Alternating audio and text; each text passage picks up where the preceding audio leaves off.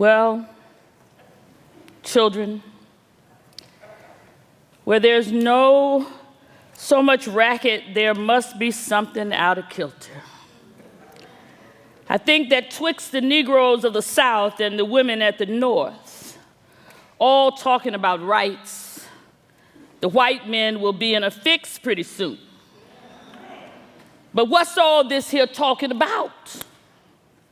That man over there says that women need to be helped in the carriages and lifted over ditches and have the best place everywhere. Nobody ever helps me in the carriages or over mud puddles or gives me any best place. And ain't I a woman? Yes. Look at me. Look at my arm. I have plowed and planted and gathered into barns, and no man could head me.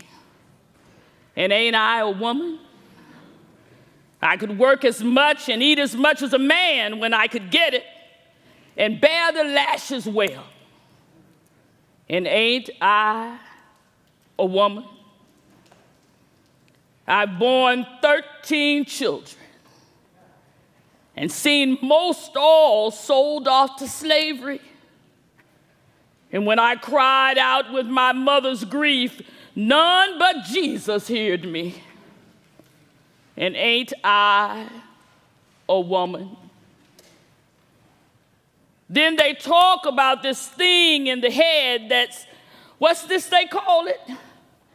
Intellect? That's it, honey. What's that got to do with women's rights or Negro rights? If my cup won't hold but a pint and yours holds a quart, wouldn't you be mean not to let me have my little half measure full? Then that little man in black there, he says women can't have as much rights as men because Christ wasn't a woman. Where did your Christ come from? Where did your Christ come from? From God and a woman. Man ain't had nothing to do with it.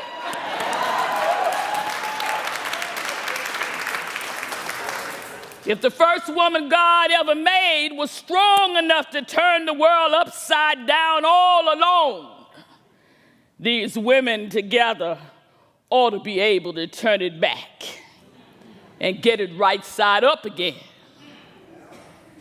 And now they is asking to do it. The men better let them. Obliged to you for hearing me. And now, old sojourner, ain't got nothing more to say.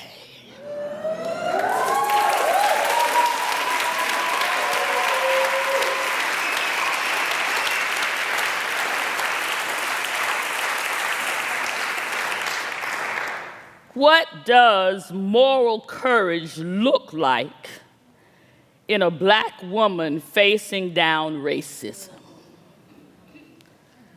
When I read the topic for my time with you, my spirit was stirred because it presents a challenge that I have not yet quite been able to overcome.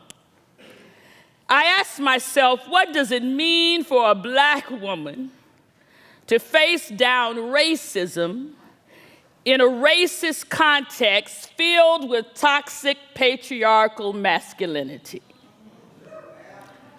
What does it mean to be both black and woman in these yet-to-be United States? Legal scholar Kimberly Crenshaw coined a word in 1989 intended to illuminate dynamics that were often overlooked in feminist movements and theory. This was articulated even before that by bell hooks, who challenged the notion that gender was the primary factor determining a woman's fate. This exploration sprang from a historical exclusion of black women from the feminist movement that had been challenged since at least the 1800s by feminists like Anna Julia Cooper. In many ways, the introduction of intersectional theory supported claims made by women of color that disputed the idea common to earlier feminist movements that women were a homogeneous category, essentially sharing the same life experiences. The life experiences of a Black woman in America are not the same as a white woman who is not forced to bear the weight that is often placed on those who wear Black skin. And when these things collide, the weight of the sexism that forms patriarchy and the weight of racism that invades and infects this country, that is a loaded question for you to ask me today. That's why this impromptu address offered by Sojourner Truth came to my mind. Imagine how present these emotions must have been with her for her to be able to articulate them so well in that unplanned moment, and with no guarantee that there would not be serious repercussions because she used her voice. This is what I offer you as an example of moral courage. Moral courage is the determination to take action for moral reasons despite the risk of adverse consequences. Courage is required to take action when one doubts or fears what those consequences might be. Moral courage involves deliberation or careful thought, but oftentimes not a whole lot of time in between. So how do Black women face down racism? I was eavesdropping on the earlier conversation. I could not see the participants, and sometimes it's better that way because you tune in differently on what they're saying. I was listening to them talk about faith communities and what faith communities must do about racism. And I heard one speaker say, I apologize, I don't know who it was I was listening to because I wasn't looking, but the speaker stated a truth that I believe, that none of our sacred texts support racism. It is true that at least in the Christian text, the one I'm most familiar with, the word race is not even in our sacred texts. Our faith traditions do not support racism, yet in many of our faith traditions, or at least in our interpretations of sacred texts, and indeed in our proclamation of our sacred narratives, sexism is supported. I'm going to look at Christian texts because those are the texts that I use, and I challenge you, if you are not Christian or if it's not a faith text that you use, if it's literature you use, that you invite yourself into interrogation with those. I look at the creation story. Two versions of that written in my text. Somebody could not make up their mind.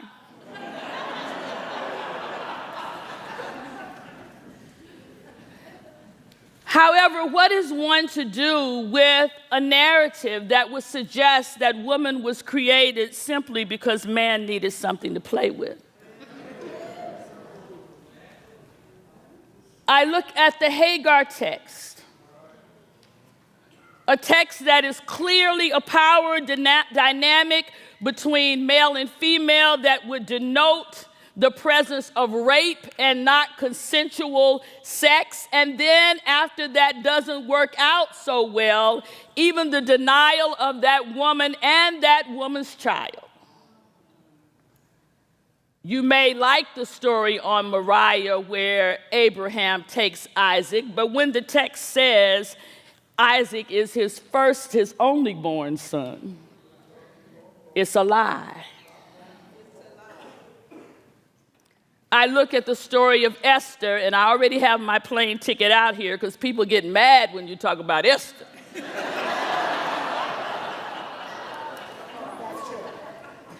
Esther, after all, was a hero who saved her people.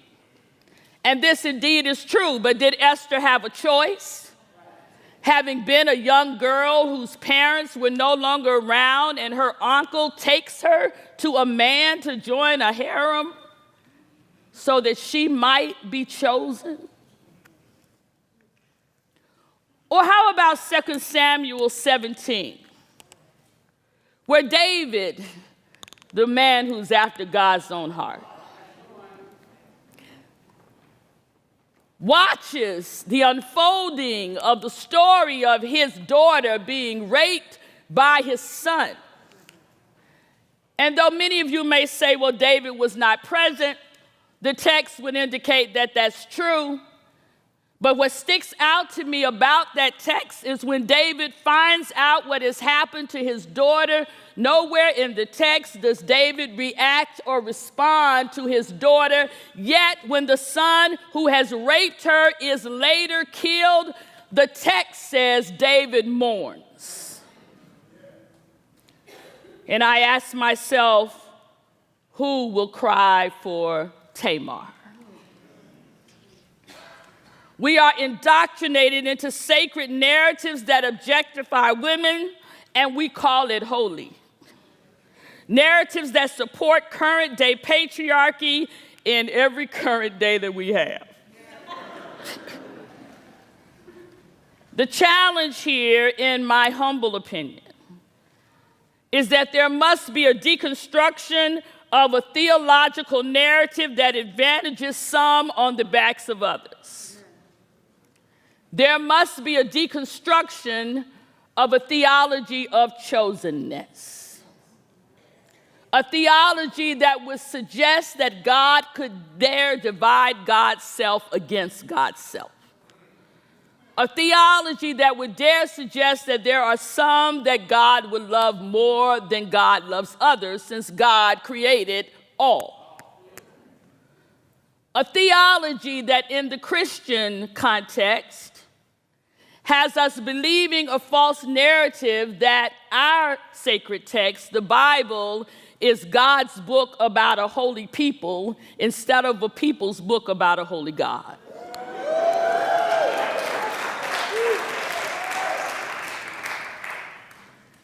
This, my friends, in this Revolutionary Love Conference is of vital importance to me, especially since we are holding it in a place of faith.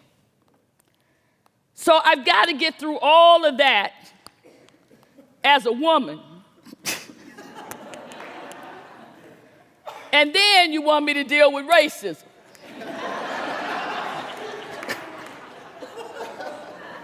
What demon shall we cast out first?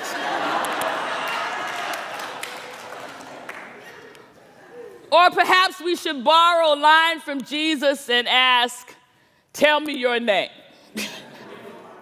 We are legions. Cast them out all simultaneously. This question that I was asked to share with you today is a real life question for me that comes up over and over again. And quite frankly, I know they're recording, so I might get some pushback for this, but it's how I feel. Queen Mother knows when I say that it's bad news. I'm still stimulated over the narratives that I have seen in the aftermath of the commemoration, not the celebration, of the killing of Martin Luther King Jr. 50 years ago. I am still shaken that as we recount what has happened over these 50 years, the one thing we cannot say has advanced. The one thing we have to put in the negative category as well is that there were no women on the podium 50 years ago, and there were no women on the podium this year either. That's a very telling piece of the story for me. Because as a Black woman, I not only have to confront sexism, but I also have to confront racism, and oftentimes logic would say that my allies are different for those fights. But when I go to fight sexism, my white sisters don't want to see my race. And when I go to fight racism, my black brothers don't want to acknowledge my gender. This came very real for me in Ferguson. May I tell you a story? Ferguson was hard for the faith community.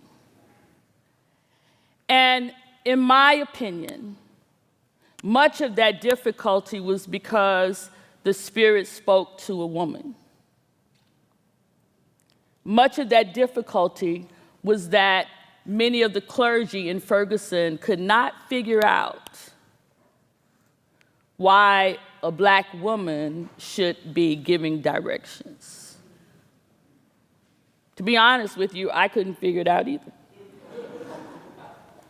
I certainly didn't have a large church. I certainly didn't have a large following. There certainly were male-led churches in our area, male-led synagogues in our area, male-led communities of faith in our area that had more impact and probably could have filled the streets just with their membership. But it didn't work out that way. And because it didn't work out that way, there was a lot of overt and covert resistance. Does anybody here know what I'm talking about? I consoled myself in doing the work because I said to myself, these are just the old guys dying out. And the next generation of preachers, the next generation of prophetic voices will have a better understanding, a more equitable understanding of how things should go in this work. But while Ferguson was going on, I also had an early morning prayer call that was open to people in the city. And one of the women, who was not a member of my church but was on the prayer call every morning, she had cancer. She eventually died. And she had left a message that her desire was that I pray at her funeral.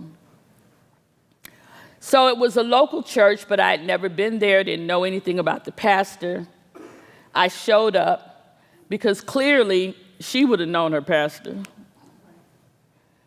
I showed up, and I should have gotten a clue when I got to the door, and the usher, who was a woman, greeted me, and I said, "I'm Reverend Traci Blackmon. I am on the program today." And her eyes got as big as saucers. And she said to me, "Wait right here, we need the head usher." It still didn't occur to me. The head usher came, a male, and he did not make a big deal out of it. He escorted me back to the pastor's study, which was filled with men. I was the only woman. That's not unusual for women who pastor churches. I didn't think anything of it as we lined up. I didn't think anything of it that the pastor did not greet me personally, because it wasn't about me. There was a lot going on. And when we got ready to leave the office to meet the family downstairs, I asked him graciously, "May I leave my purse in your study?" And he said, "Absolutely, sure." And we all went down to the family. Now, many of the clergy who were in that room were the young clergy who were out in Ferguson with me. All of them, with the exception of one younger than I, all of them were people that I talked to on the phone often because of what we were doing in Ferguson. But when we got down to the family, this pastor of the church said very loudly to an usher, "Come and get her and show her where she can sit." because she cannot sit in the pulpit with the preachers. He could have certainly told me that in his office, right? Yeah. But he chose to tell me that way. And the usher came to me. And out of the 14, I will never forget the number, out of the 14 ministers who were standing with him, only one said to the pastor, "Where she sits, I sit."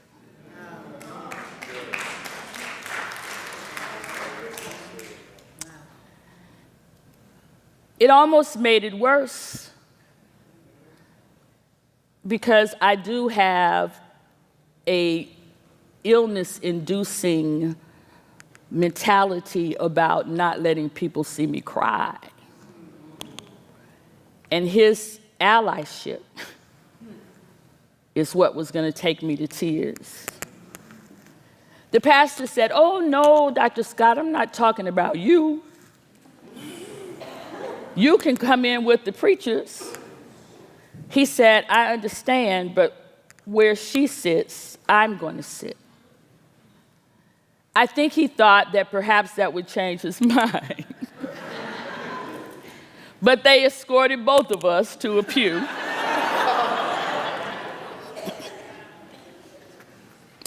And so I sat through that entire service and learned something. That all of those ministers who were out in the street with me valued their position in society, valued their access, valued their benefits more than they valued my humanity. And the next night, we were all out in the street together again. And the next night, that could not be a determining factor for the work that we needed to do. And this, my friends, is often the case with Black women. We show up in sexist environments, and we do what we have to do. We show up in racist environments, and we do what we have to do.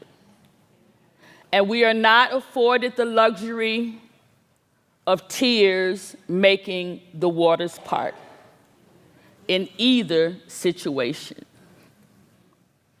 So what does it mean to face down racism when you're also burdened down by sexism? It means that you continue to show up, you continue to speak up, you find your voice even if others would have it silenced. It means that you don't allow a women's march the day after the election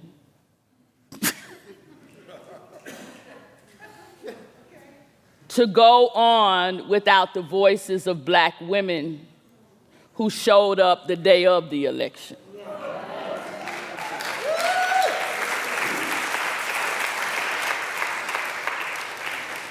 It means that you find ways to celebrate the movement of the incredible teenagers for Parkland and call into question why the cries of your sons and daughters could not be heard in the same way. It means you have to call into question on behalf of your children why it is that guns are an issue when they are in white schools, but they're not an issue when they're in Black streets. I asked myself, why aren't there mass shootings in Black schools? And I've determined I'd be happy to engage this. I have no empirical evidence. I determined it's because our schools are already institutionalized to look like prisons. And so there are no guns in those schools because there are already metal detectors and security guards at every door.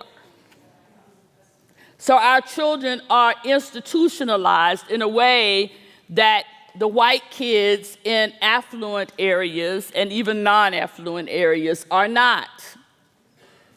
So our killings happen in the street, but death is death. I ask myself, why did it become a tour all over St. Louis and in other areas between black women, black mothers to be specific, and white mothers, having conversations about what it means to have to give your children the talk? Black mothers saying over and over again that at the age where a child is able to drive, especially our male children, we have to teach them how to behave with police. Conversations that were not happening in the mothers of white children that were gathering in our space. Did anyone see Black Panther?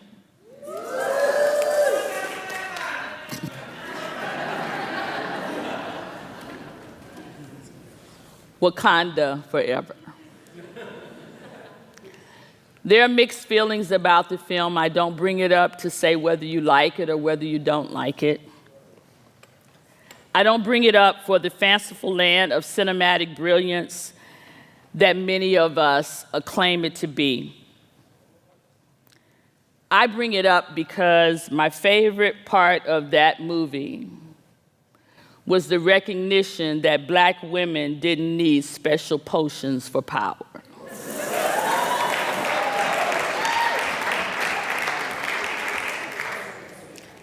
That, for me, is a very real space that has been crafted for the particular illumination of brilliance and boldness and beauty that is the black woman. And the way that we rise again and again is to hold that sacred space for ourselves with one another, to gather, to challenge the myths and the microaggressions that permeate our everyday existence, to hold that sacred space where the intentional shattering of capitalistic and patriarchal lens as standards capable of providing complete revelation of our womanhood are shattered. Time and time again, black women have proven their political prowess, consistently exercising our franchise, becoming the most consistent voting bloc in the nation. I know it's hard to believe, but go look it up. Amen. We made the difference in the governor races in New Jersey and Virginia. And of course, in the Alabama U.S. Senate race, helping Doug Jones become the first Democrat elected in over 50 years. Nielsen studies show that black women control $1.3 trillion in the American economy, and we are on track to become $1.5 trillion by 2020. Black women are the biggest and the most consistent users of social media, and we know that we are major cultural influencers because everybody wants to look like us, even if they don't want to be us.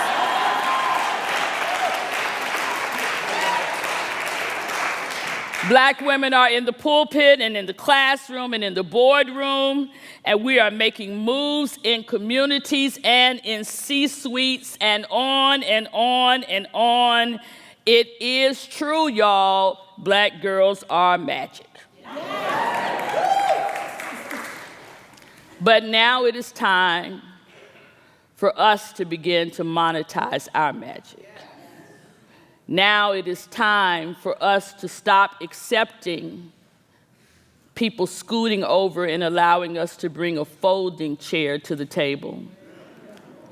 Now it is time for black women to begin mobilizing and creating our own tables.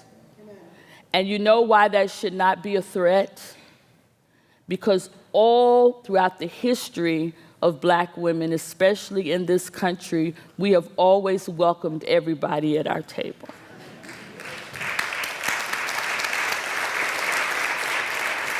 I talk about the sexism even with black men, but black women have always supported black men.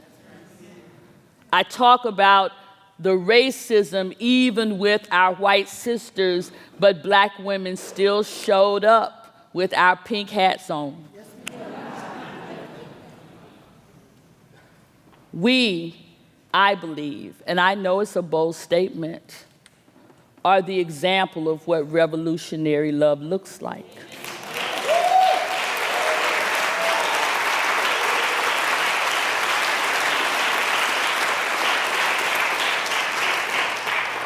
When you think about enslaved women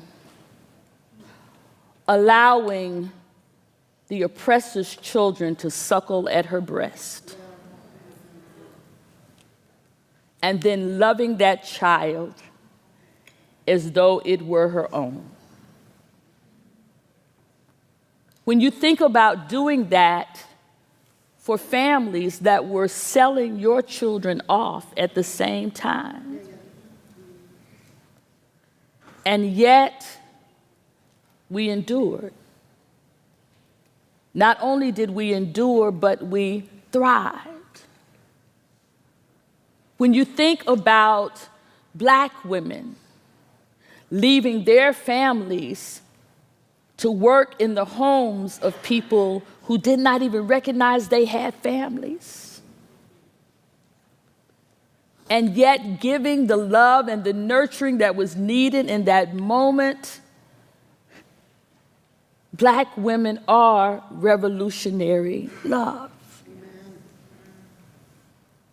And we can face down racism, even in the midst of sexism, because we have not allowed hatred to consume us.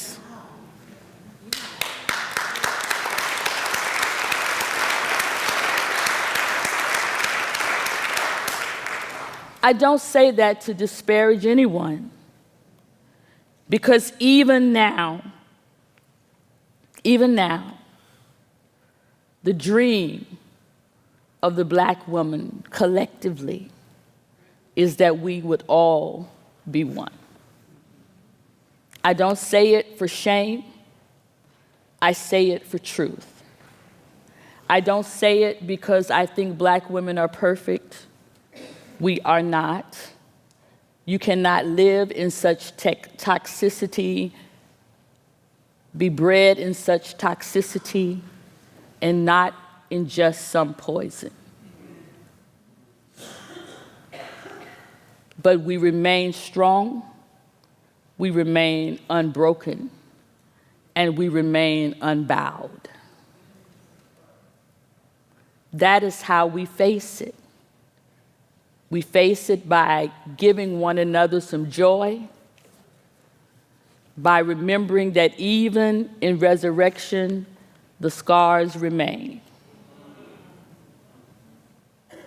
and by reminding ourselves that suffering will not last always, and hatred cannot have the last word.